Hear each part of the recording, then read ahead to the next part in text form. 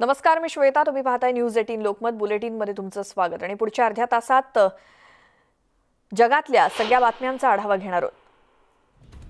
कॅलिफोर्नियामध्ये गेले काही आठवडे सातत्यानं जंगली वणवा सुरू आहे आणि काही आठवडे सातत्यानं वणवा भडकलेला असणारं हे आतापर्यंतचं तिसरं मोठं राज्य ठरलंय. सुदैवानं हा वणवा दुर्गम भागातल्या जंगलामध्ये लागलाय, जिथे लोकांची वस्ती कमी आहे. ग्रीनविले या डोंगराळ भागामध्ये वाऱ्याची दिशा बदलल्यानं वणवा भडकलेला होता आणि आता या शहरामध्ये प्रचंड उष्णता, कोरडी हवा आहे आणि राख उरलेली आहे. या भागातील काही शतक जुन्या असलेल्या लाकडी इमारतींचं सुद्धा नुकसान झालंय. या वीकेंडला वारे दिशा बदलतील अशी शक्यता होती, मात्र तोपर्यंत अनेकांची घरं जळून खाक झाली होती. शुक्रवारी रात्रीपर्यंत या डिक्सी फायरनं जवळपास 1751 चौरस किलोमीटरचा परिसर जळून खाक झालाय.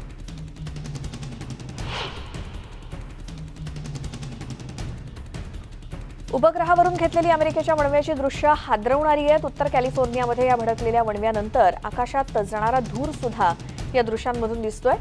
उत्तर कॅलिफोर्नियातील आग ही आतापर्यंतची तिसरी मोठी आग आहे. ही आग गेले कित्येक आठवडे भडकलेली आहे. ग्रीसमध्ये जंगलात भडकलेले वणवे आता नियंत्रणाबाहेर गेले, त्यामुळे अडकलेल्या हजारो लोकांची हवाई किंवा जलमार्गे सुटका करण्यात आली. एव्हिया बेटावरील लिम्नी या गावातील जवळपास 1000 रहिवाशांना लवकरात लवकर बंदरापाशी जाऊन बोटीत बसवण्याचं आव्हान होतं.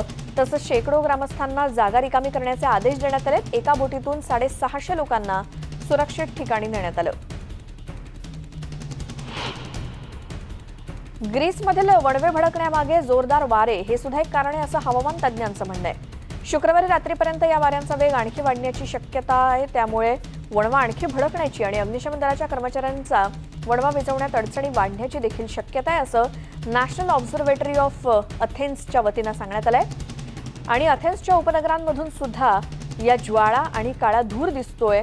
आग विझवणाऱ्या विमानांना सुद्धा वाईट हवामानामुळे काम थांबवावं लागलं. अथेन्समधील प्रचंड वणवा विझवण्यासाठी अग्निशमन दलाचे कर्मचारी आणि स्वयंसेवक अथक प्रयत्न करतायत.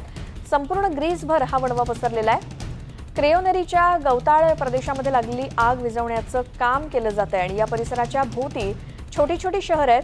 गेले काही दिवस इथे सातत्यानं वणवा भडकलेला आहे.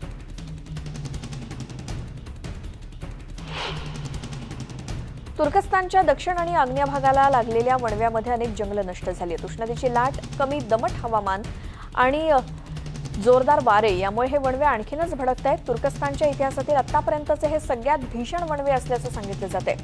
आतापर्यंत यामध्ये 8 जण ठार झालेत. लोकांच्या आवडत्या पर्यटन स्थळावरील अनेक एकरवरील जंगलामध्ये हे जंगल जळून खाक झालंय. अनेक जनावरं मेली आहेत. हजारो लोकांना जबरदस्तीनं स्थलांतर करावं लागलंय.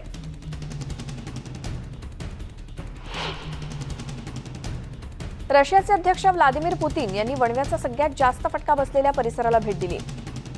शेलियाबिन्स्क या शहराला, या परिसराला उन्हाळी वणव्याचा सर्वाधिक फटका बसलाय.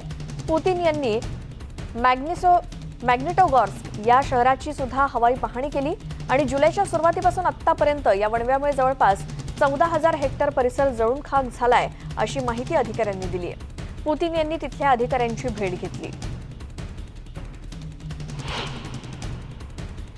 इटलीच्या रोममध्ये प्रसिद्ध सांटा सिलिया अकॅडमीज ऑर्केस्ट्रा आयोजित करण्यात आलेला होता आणि यासाठी थिएटरमध्ये जाण्यापूर्वी प्रेक्षकांचे कोविड सर्टिफिकेट्स तपासली जात होती. कॉन्सर्टला जाण्यापूर्वी प्रेक्षकांना त्यांच्याकडील पास किंवा मोबाईलवरील पास दाखवणं बंधनकारक आहे.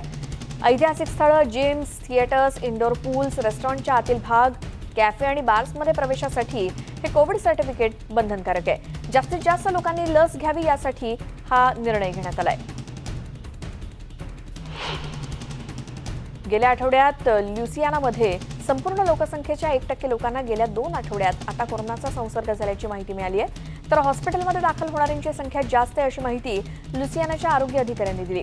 महामारी सुरू झाल्यानंतर ही सर्वात विक्रमी आकडेवारी आहे. रुग्णसंख्या आणि हॉस्पिटलमध्ये दाखल होणाऱ्यांच्या संख्येचे रोज नवनवे रेकॉर्ड्स होत आहेत, अशी माहिती ल्युसियानाच्या गव्हर्नरचे सर्वोच्च सल्लागार डॉक्टर जो कांटेरी यांनी दिली.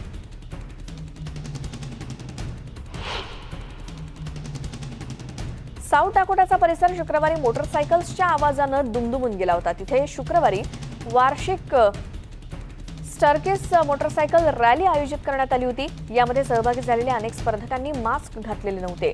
खरं तर राज्यात कोविड रुग्णसंख्येत वाढ होत असतानाही या रॅलीचं आयोजन करण्यात आलं. या 10 दिवसांच्या महोत्सवात जवळपास 7 लाख लोक सहभागी होतील अशी आयोजकांची अपेक्षा आहे. बायकर्ससाठी ही अत्यंत महत्त्वाचा हा इव्हेंट आहे. पण या रॅलीनंतर कोरोनाचा संसर्ग वाढेल अशी भीती सुद्धा अनेकांनी व्यक्त केली आहे. ही रॅली आयोजित केलेल्या काउंटीमध्ये फक्त 46% लोकांचंच लसीकरण झालेलं आहे.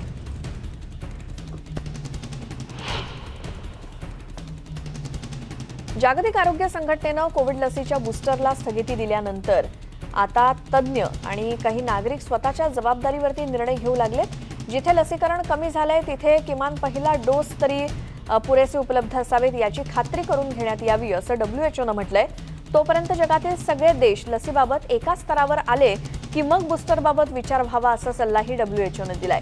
मात्र संपूर्ण अमेरिकेत डेल्टामुळे प्रचंड भीती निर्माण झाली आहे. त्यामुळे अनेक जण सरकारच्या मंजुरीशिवाय सुद्धा तिसऱ्या डोसची चाचपणी करतायत.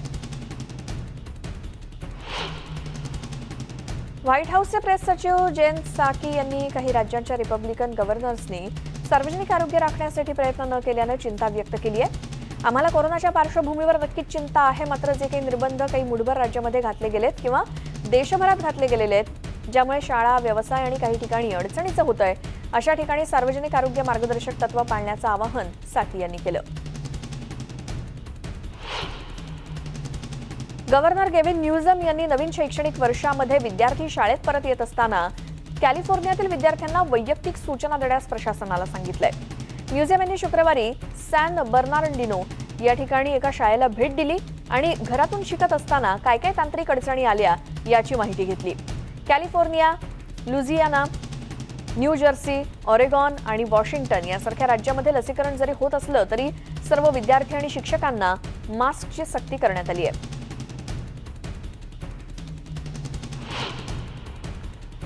अनेक महिन्यांपासून व्हाईट हाऊसनं लसीकरण प्रक्रियेचं राजकारण न करण्याच्या उद्देशानं अध्यक्ष आणि राज्यपालांमधील मतभेद कमी करण्याचा प्रयत्न केलाय. कारण अमेरिकेत सुद्धा काही राज्य कोरोनाच्या लाटेची केंद्रबिंदू आहेत. त्या दृष्टीने उपाययोजना करायच्या आहेत. या आठवड्यात फ्लोरिडामध्ये रुग्णालयात दाखल झालेल्या रुग्णांचा रेकॉर्ड ब्रेक झालाय. तर गेल्या आठवड्यात देशभरात नवीन कोरोनाबाधितांपैकी 1/3 संख्या ही फक्त एकट्या टेक्सासमध्ये. युनायटेड स्टेट्सकडून कोविड-19 लसीच्या 6 लाखपेक्षा जास्त डोसेस प्राप्त झाल्याची घोषणा सुदाननं केली. खार्तूम विमानतळावर गुरुवारी रात्री उशिरा जेव्हा लस पोहोचली तेव्हा आरोग्यमंत्री ओमर अल नजीब आणि खार्तूममधील अमेरिकन दूतावासाचे चार्जे डिफेअर्स उपस्थित होते. जॉन्सन अँड जॉन्सन कंपनीची लस संयुक्त राष्ट्रांच्या कोवॅक्स या उपक्रमाद्वारे सुदानला दिली गेली आहे.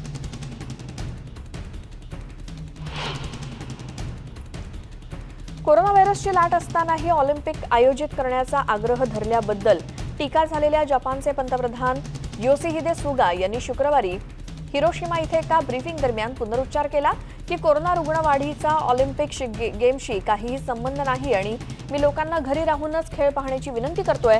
अनावश्यक आणि तातडीच्या कामा व्यतिरिक्त बाहेर पडू नका असं मी आवाहन करतो असं सुगा म्हणाले. जपानमध्ये कोरोना प्रकरणांची एकूण संख्या ही 10 लाखांहून आता अधिक झाली आहे. शुक्रवारी तर रुग्णसंख्येचा रेकॉर्ड नोंदवला गेला. एका दिवसात जपानमध्ये 15,645 नवीन रुग्णांची नोंद झाली आहे जी विक्रमी होती. टोकियो 2020 ऑलिम्पिक आयोजन समितीने दिलेल्या माहितीनुसार शुक्रवारी ऑलिम्पिक संबंधित 29 कर्मचाऱ्यांची टेस्ट पॉझिटिव्ह आली ज्यामुळे एकूण बाधितांची संख्या आता 387 वरती गेली आहे.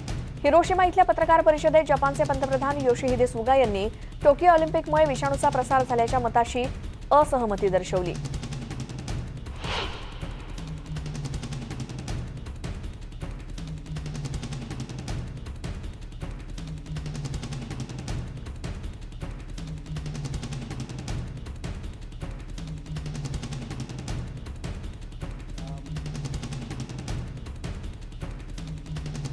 ऑस्ट्रेलियातील न्यू साऊथ वेल्समध्ये गेल्या 24 तासात कोरोनाच्या आणखी 319 नव्या रुग्णांची नोंद झाली आहे. हे स्थानिक संक्रमित रुग्ण आहेत अशी माहिती राज्याचे आरोग्य मंत्री ब्रॅड हजार्ड यांनी दिली. कोरोनाची साथ सुरू झाल्यापासूनची ही सगळ्यात जास्त आकडेवारी आहे. तर साथ सुरू झाल्यापासून न्यू साऊथ वेल्समध्ये एकूण 84 बळी गेलेले आहेत. शुक्रवारी एकाच दिवसात 1,80,000पेक्षा जास्त टेस्ट करण्यात आल्या. आणि या बातम्या पाहिल्यानंतर जगाच्या पाठीवर आमच्या विशेष बुलेटिनमध्ये वेळ झाली इथेच थांबण्याची. मात्र या आंतरराष्ट्रीय घडामोडी पुन्हा पाहायच्या असल्यास न्यूज 18 लोकमतच्या YouTube चॅनलला सबस्क्राईब करा. फेसबुक आणि ट्विटरवरती आम्हाला फॉलो करा. आणि महत्त्वाची गोष्ट म्हणजे घराबाहेर पडताना मास्क घालायला विसरू नका.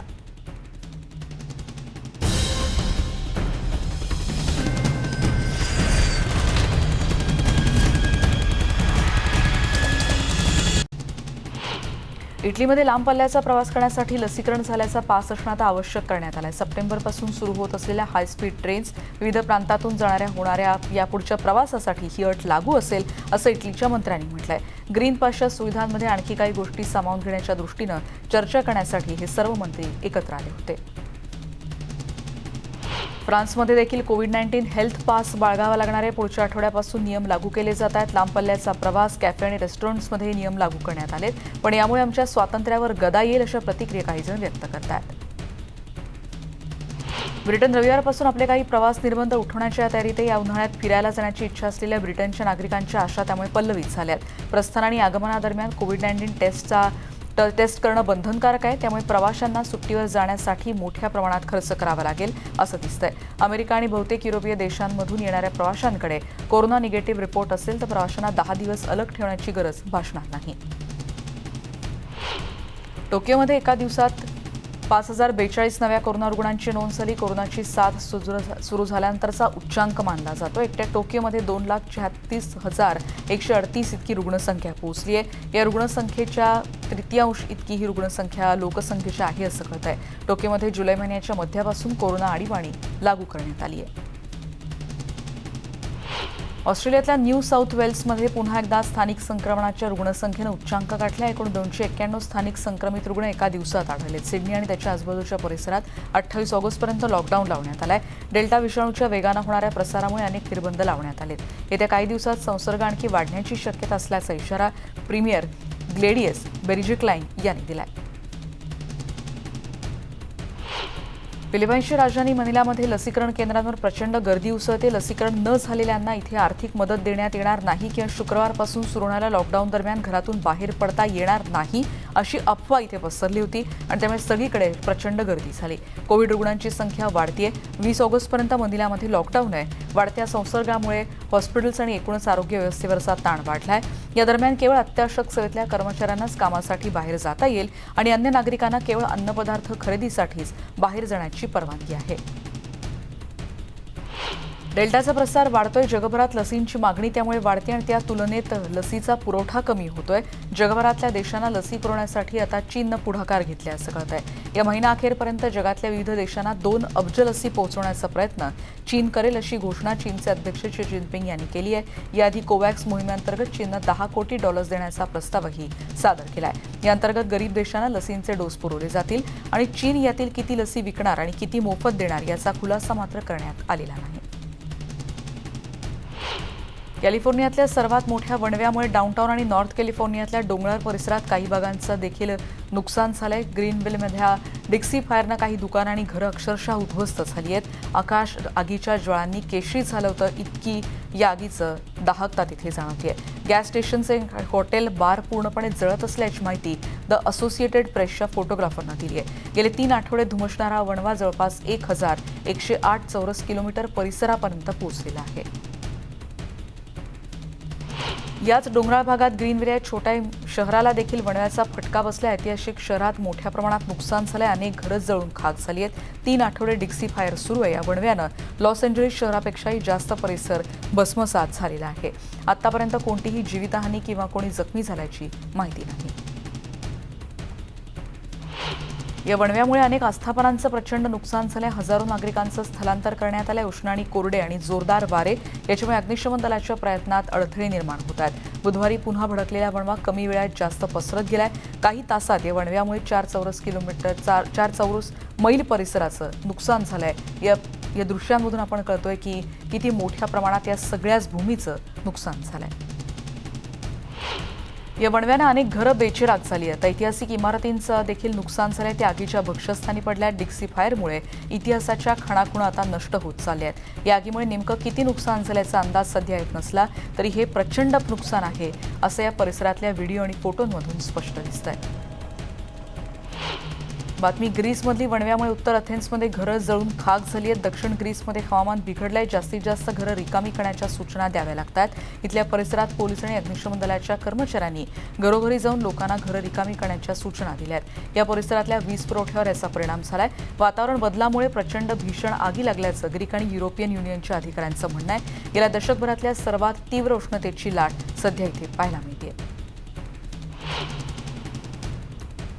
ग्रीसमध्ये वणवा आणखी पसरतोय. आणखी काही नागरिकांचं स्थलांतर करावं लागतं. इथून जवळच असलेल्या सर्वात पहिली ऑलिम्पिक स्पर्धा जिथे पार पडली त्या ऐतिहासिक ठिकाणापर्यंत म्हणजेच एन्शियंट ऑलिम्पियापर्यंत आगीच्या झळा पोहोचतात. आगीवर नियंत्रणासाठी ग्रीस लष्कर आणि युरोपियन युनियनच्या इतर देशांकडून विमानांद्वारे पाण्याचा फवारा केला जातोय.